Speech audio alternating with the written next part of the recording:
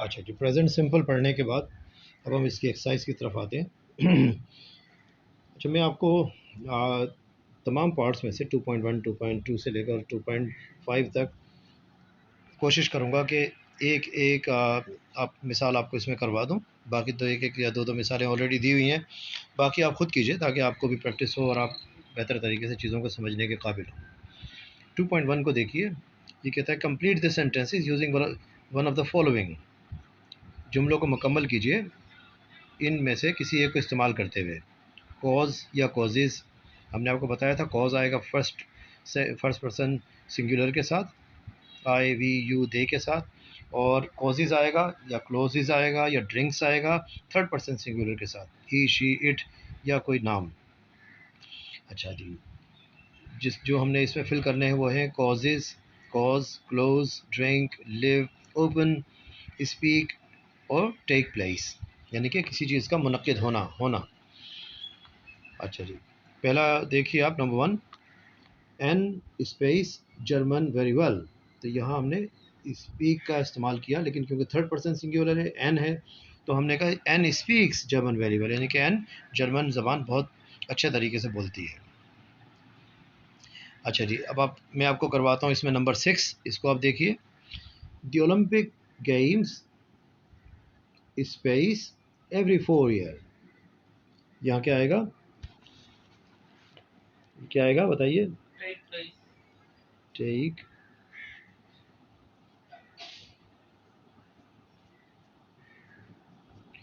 Place every 4 year. अच्छा, ये इसकी वजह क्या है वो आपको थोड़ा सा एक्सप्लेन कर देता हूँ, क्योंकि हमने पढ़ा था कि प्रेजेंट सिंपल वो टेंसेस होते हैं जिसमें हम किस चीज़ की बात करते हैं, ऑल द टाइम हैपनिंग होने की, रिपीटेडली होने की और ट्रू इन जनरल होने की।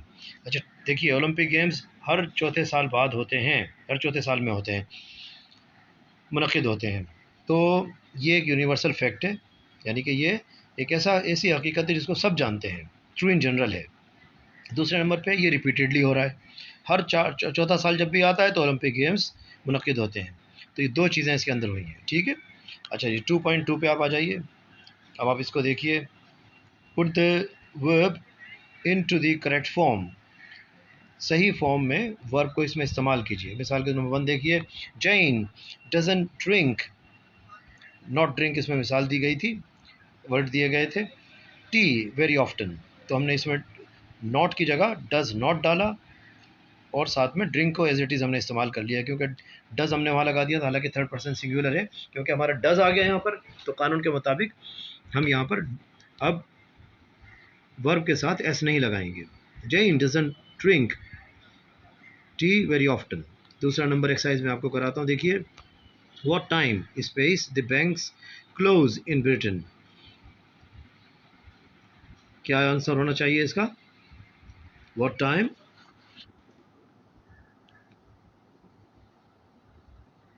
व्हाट टाइम क्या होना चाहिए? नहीं, इसका होगा what time do the banks close in Britain.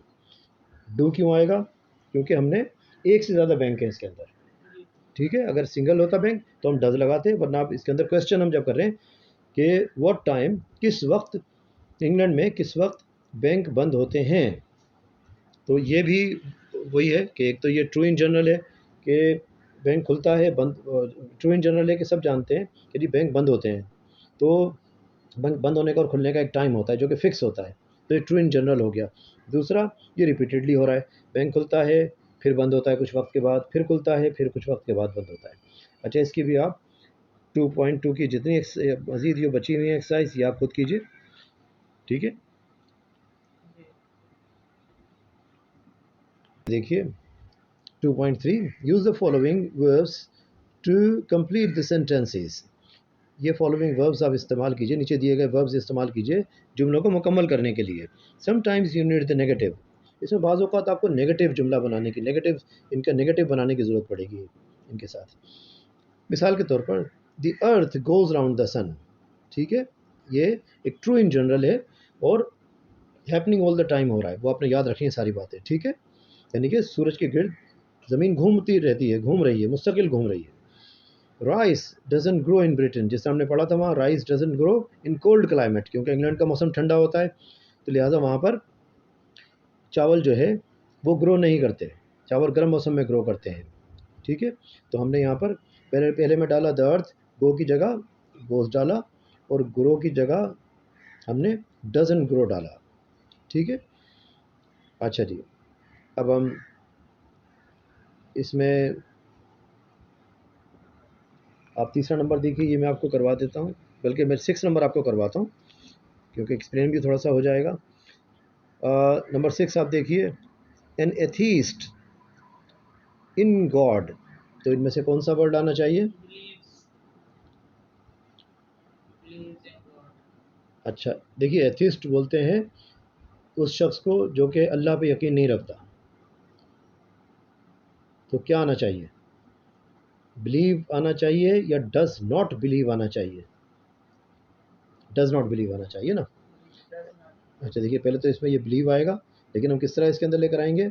इसमें आएगा does not believe in God, सही है। यानी कि वो शख्स जो कि दहरिया होता है, काफर होता है, वो अल्लाह पे यकीन नहीं रखता। बाकी आप खुद कीजिए इसकी एक्सरसाइज भी।